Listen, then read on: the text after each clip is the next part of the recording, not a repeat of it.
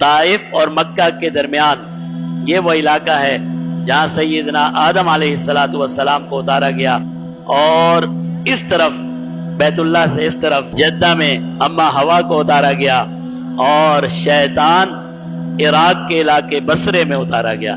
شیطان بھی بصرہ ہماری اس سرزمین پر اتارا گیا۔ بعض علماء کا خیال یہ ہے سیدنا آدم علیہ السلام سری لنکا ہند کے ہندوستان کے علاقے میں اتارے گئے۔ بعض علماء نے فرمایا صفا کی پہاڑی پہ سیدنا آدم اور مروہ کی پہاڑی پر اما ہوا کا اتارا گیا۔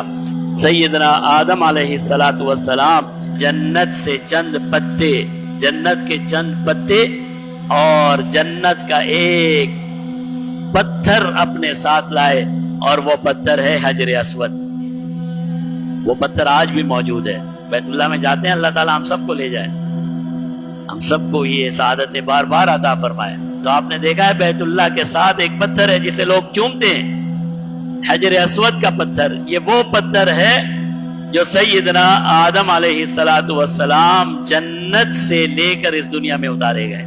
پھر انسانی تمدن کا آغاز ہوا، پھر اللہ نے خود سکھایا انسان کی حرفت، صنعت، کاریگری، انسان نے اس دنیا میں کس طرح سے زندگی گزارنی ہے، ان ساری چیزوں کا جس طرح اللہ نے ہمیں وحی کے ذریعے سے دینی علوم عطا فرمائے، اسی طرح اللہ نے وحی کے ذریعے سے ہمیں دنیاوی علوم بھی عطا فرمائے۔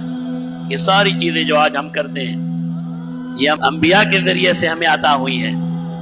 سیدنا آدم علیہ السلام دنیا میں تشریف لائے تو سب سے پہلے روایات میں ہے، اب اسرائیلی روایات ہیں، معلوم نہیں درست ہیں یا غلط ہیں، لیکن ایک روایت ہے، تاریخ ہے، جب آپ کو بھوک لگی تو آپ نے فرمایا یا اللہ بھوک بھوک، جنت میں تو بھوک تھی نہیں، اب بھوک لگی تو سیدنا جبرائیل امین 7 دانے لے کر آئے جنت سے، فرمایا مجھے بھوک ہے۔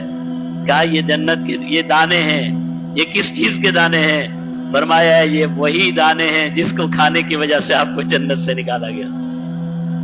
ان کا کرنا کیا ہے؟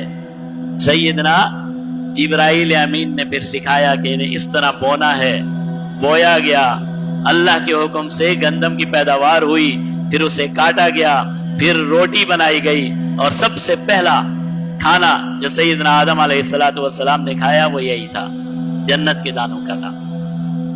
اسی طرح سب سے پہلا لباس، بعض علماء فرماتے ہیں دمبے کی اون کے ذریعے سے وہ لباس بنانے کا طریقہ سیدنا جبرائیل نے سکھایا، اور آدم علیہ السلام نے اور اما ہوا نے اسے بن کر، جیسے عورتیں بنتی ہیں، کاٹ کر بن کر اس لباس کو بنایا۔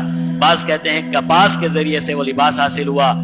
سب سے پہلی جو صنعت، جو ہنر انسان کو اللہ نے عطا فرمائے، ایک کھیتی باڑی کا ہنر، ایک کپڑا سازی کا ہنر، یہ 2 ہنر اللہ نے انسان کو عطا فرمائے، اور سیدنا آدم علیہ السلام سے اس کا آغاز ہوا، اور چلتے چلتے دیکھیے آج یہ کہاں تک پہنچ گیا کہ فیشن ڈیزائننگ آ گئی، اور یہ آ گئی، اور وہ آ گئی، اور فلاں آ گیا، اور ڈگا آ گیا، کہاں تک پہنچا دیا ہم نے۔